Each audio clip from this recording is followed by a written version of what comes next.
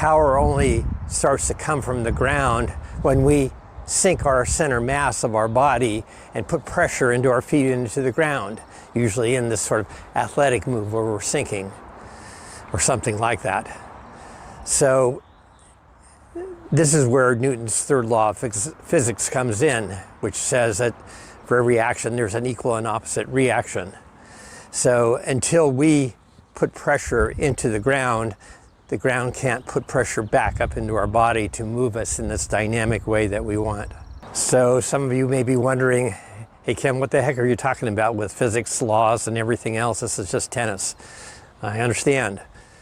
So if power doesn't come from the ground up, where does the power come from? And I say the power comes from the core of our body, essentially. And the pressure that goes into the ground becomes a drop of our center mass of our core, what in the martial arts they call the dantian, which is the center point of your body mass, 2 inches below your belly button. And traditionally in all martial arts, this is the focus of power generation, and it should be. They've studied it a lot longer than tennis. And so we're going to do things from the core of our body, not just to inject pressure into the ground, but also in the rotation of the core big muscles of our body. And that energy, even though it's slow at the beginning, which I'll explain in great detail, the turn of our hips and legs and things is relatively slow compared to this hand action. But that slow action is going to start, and yes, it will build usually from the ground up at that point, once we put something in the ground. And it will speed up as it goes through the kinetic chain till it comes into a blazing fast whipping action, if we allow it, of the arm. But it's not the other way around. We don't start with a static body, as most players do. They usually stand too vertical, too stiff-legged, and so they're not even in a position to lower their body mass into the ground. So we have to begin with a more dynamic, athletic understanding of movement and what we're doing on the tennis court. And the very first thing should be, always adopt an athletic stance. So, have some flex and bend in the knees, have some pressure going into the buttocks and the thighs, have a tilt forward of your chest. Be in that basketball guarding position that we can do anything athletically. And we need to be in that mode all the time, not just standing, waiting for the return of serve, la-di-da, oh, the ball's coming. Oh, now I'm going to do something. Well, that's too late. Too late. So this notion, again, gets us off on the wrong idea, power starting from the ground up. No, it starts from us. It starts from our core, and we have to get our core ready to do something with it. So to drive home this point, I'd like to use a refrain from a country western song. Yes, country western, I watch it. And the song is from Luke Combs, the country western entertainer of the year, and the song is called Dive. And the chief refrain in that song is, "Don't call me baby unless you mean it." Well, I'm telling you, in terms of swinging, don't swing unless you mean it. So we have to put our body into motion and action and dynamic movement in order to mean it. So you may never get to the intensity of a Rafa Nadal, who said that I play every point like my life depended on it. But I think you can get to the intensity of saying, when I swing, I'm going to mean it. Now, if you turn the video off right at this moment and just walk out on the tennis court with that thought, and this, so far, what this lessons be, you'll already be playing better tennis. Now, I don't want you to turn off the instructional video, because YouTube doesn't like it, and neither do the advertisers. But it's a very important psychological intent and purpose that we have to begin our movements with. So after that little evangelical moment, and I hope by the end of this video it's more than that to you, let's get into this concept of the kinetic chain. Why it's so important refers back to some earlier comments I made in other lessons, is that the body is the engine of the swing, not the arm. and that can't be overstated enough. Now let's go inside Goat Studio and take a look at some of the technical details. Scientists and movement experts generally agree that the kinetic chain is the best explanation of how the human body generates power and speed. In previous lessons, you've heard me say several times that the tennis topspin forehand is a rotational movement, as well as so many of our other strokes.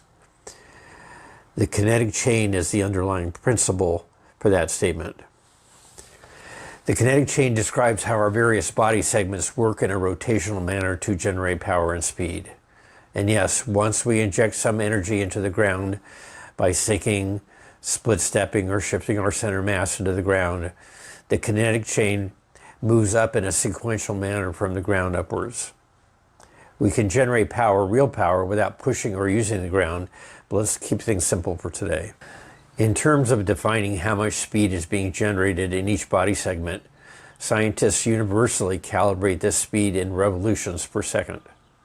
In other words, looking at the first segment here, the ankles, the speed measurement is how many revolutions per second are the ankles moving in a rotational manner.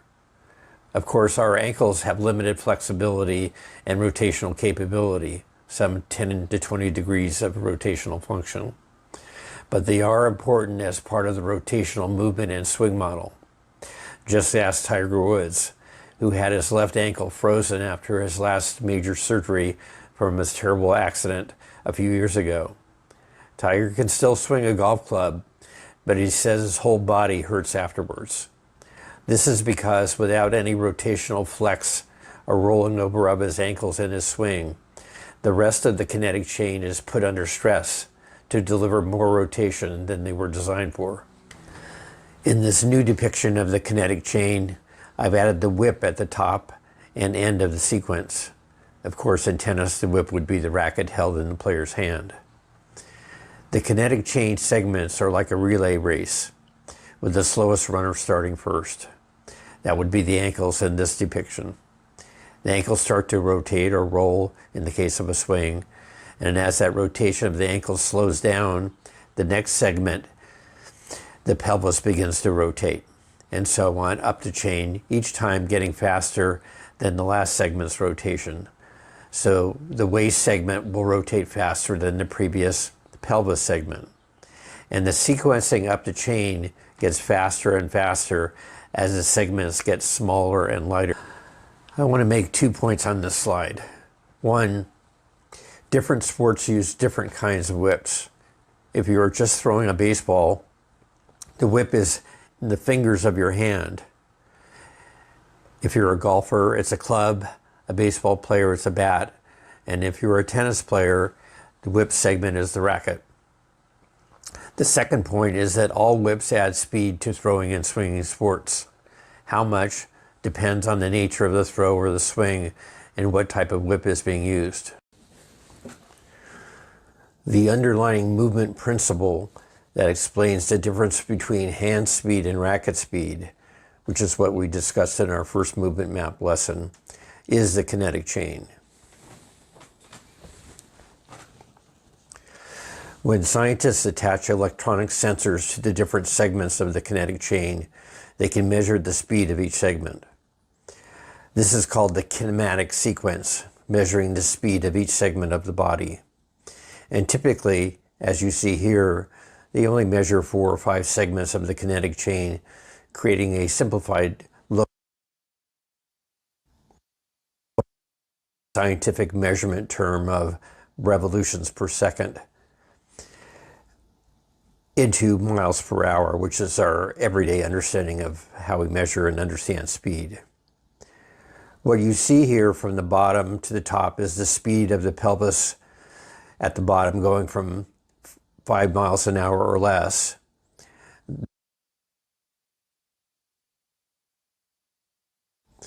Then the next segment up the kinetic chain in this graph is the hand speed in purple, going less than 20 miles per hour.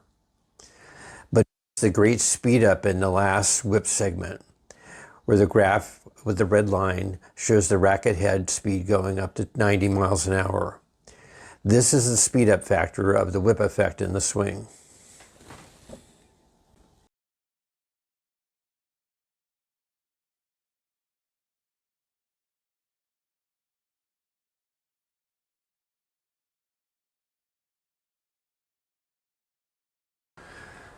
I call this depiction the kinetic whip windup, and I borrowed the concept from Peter Cowan, who I referred to earlier. As some people think he's the world's greatest golf instructor.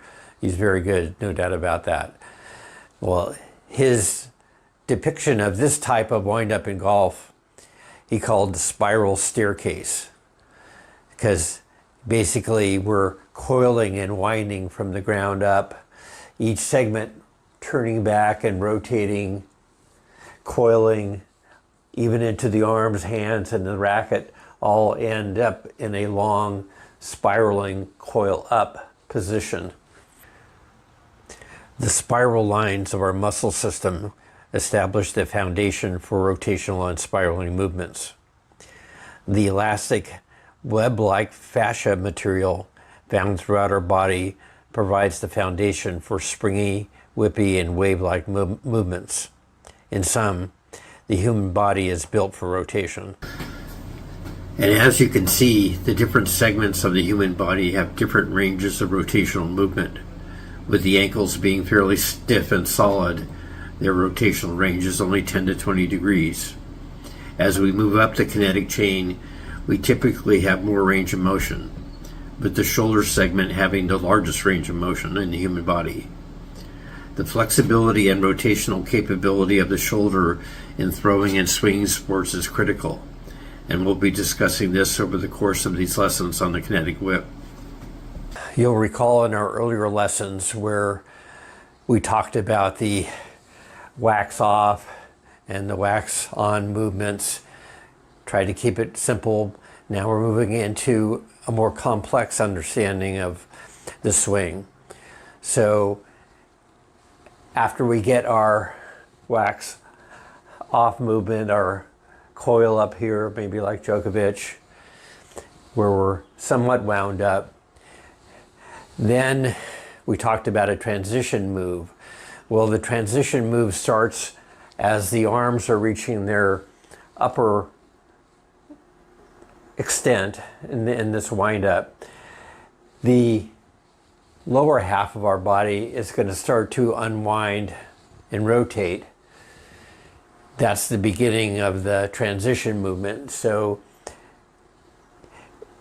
what we don't want is everything to rotate as this one piece. Then our racket head is only moving as fast as our hand in a uniform way. We're not going to get any speed. So we're separating out these segments. So as the lower half starts to unwind and maybe the non-hitting arm starts to pull more, we have one last loading in the upper shoulder complex, which is very flexible, and in the upper torso. So we wind back even further against our hips as they start to initiate their turn, and we have a sinking as well. So we're lowering our center of mass and gathering energy in our lower body and in our upper body in this last transition move, and we'll go through these steps subsequently now. Of course, in this take back, our shoulder joint is externally rotating, and we're pulling and stretching back against our lower body, which is starting to initiate the turn back, but our back is still pulling back and stretching everything up here. This next slide is trying to show you more of the rotational nature of the whip complex, if you will, that we create with our body and our arms and our racket. So we have multiple segments in our whip form. We have our shoulder joint, we have our elbow joint, we have our wrist joint, we have our finger joints. All of these are different segments, and then of course we have the racket itself. So as this whip structure is dropping, remember we're going to talk about dropping, tapping the dog on the head, and we're creating this form. We're creating a whip form with multiple segments. And as we get into the slot and start to deliver this whip form and let it unwind and uncoil, Again, one of the last segments at the turn is going to be this center of mass segment in the racket throat itself that's going to help generate this rotational throw around the edge, blazing fast movement that we've talked about. So we move through 2 of the 3 phases of the swing in this last few moments. So we have had the wind up and coiling, the spiral coiling up of our body and our arm structure and our shoulders and even the racket form. We've had the handbrake, the transition of the drop and into some sort of slotted position. Now you can see in the Djokovic photo here, the slot position can vary. You know, if you have a high ball, low ball, it depends. He has a very high ball here and maybe he doesn't have enough time to do a full coil back with the tip of the racket pointing to the side back fence. He's more up here on a high ball, racket tip pointed straight back. It doesn't matter. It depends on the ball you're receiving and what your action is going to be towards the opponent. Now we're in the acceleration phase, which is the forward delivery of the racket from a slotted position, whether the slot's high or back here down low. We're talking about now moving the racket around the swing circle. And here we have the very critical moment of danger for most players. And I talked about this with Coco Gauff's flaw in her topspin forehand, where she has a very high take back, not much of a transition to any slotted position. And then she fires the shoulders and the arms aggressively around the swing circle with the racket head coming out immediately. And then all of a sudden, it's just an arm swing, and it's a very uncertain arm swing at that. So we don't want a load and explode mentality at the beginning of our swing, the acceleration phase, that is. Instead, we want to allow the sequence of unwinding of the body and to continue. So if we were in a lower slot and we've already dropped down into our transition move and now we're moving out of that, the lower body, which has sort of started to unwind a little bit in the transition, now is really going to start to drive up with the back trail leg firing around the circle. Really powerful, aggressive move, more with the lower body. And the upper body, once the hips have started to turn and then they start to slow down, just like in the kinetic chain, then the upper torso and the chest start to follow in a faster rotation. And that faster rotation, as the chest starts to slow down, then that energy is passed to the shoulder complex here. And the shoulder area starts to accelerate around the rotational path, followed by the arm and racket, of course. So once again, the danger in this first part of the acceleration phase is for the player to overexert the hitting shoulder too soon and too fast, load and explode. We want to let this sequencing of the body, the kinetic chain from the lower body, the upper body, shoulder, energy flows into the shoulder relatively passively, and it's still building up energy, and now we're here at the turn with still all this stored energy in our shoulder and our arm complex. In this next part of the acceleration phase, as you can see, we're further along in the process. You can see that Djokovic's hips have already rotated and are now stopping their rotation. They're facing forward.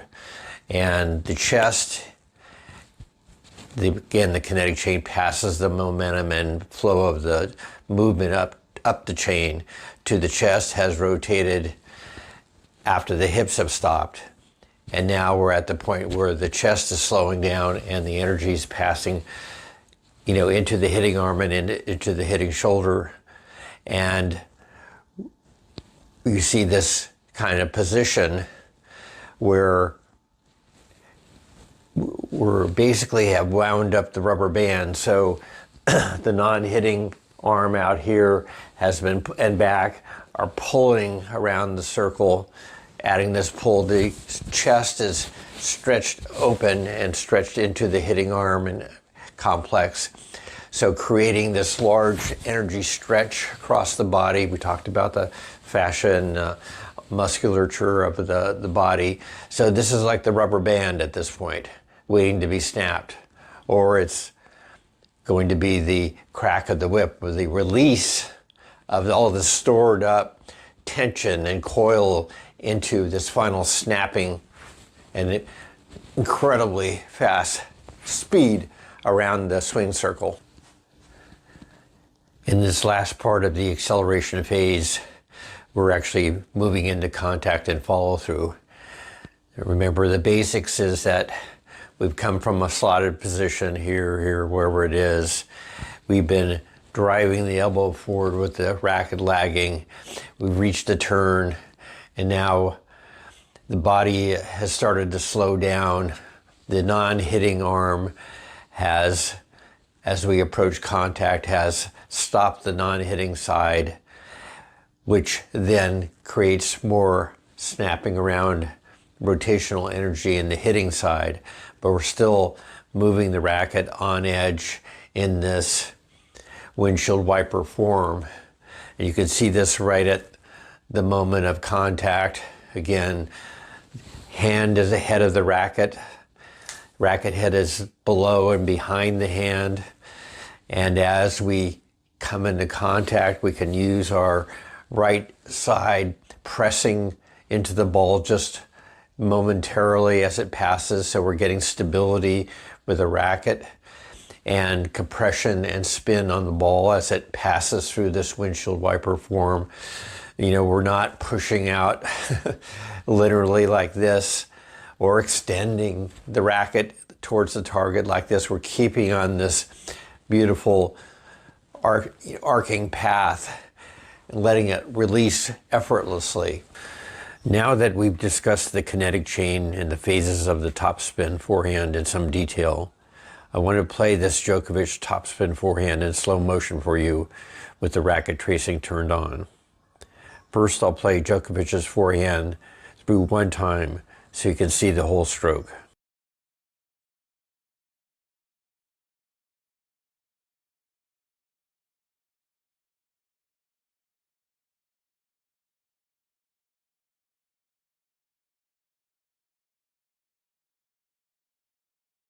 Now I'll play the Djokovic forehand through isolating each of the three phases of the stroke for you.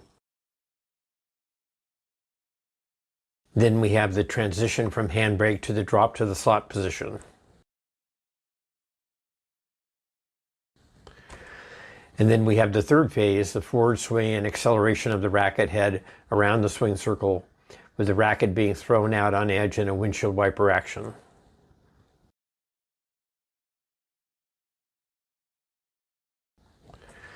Finally, I'll shut up and let you watch two more loops of this beautiful Djokovic topspin forehand shot.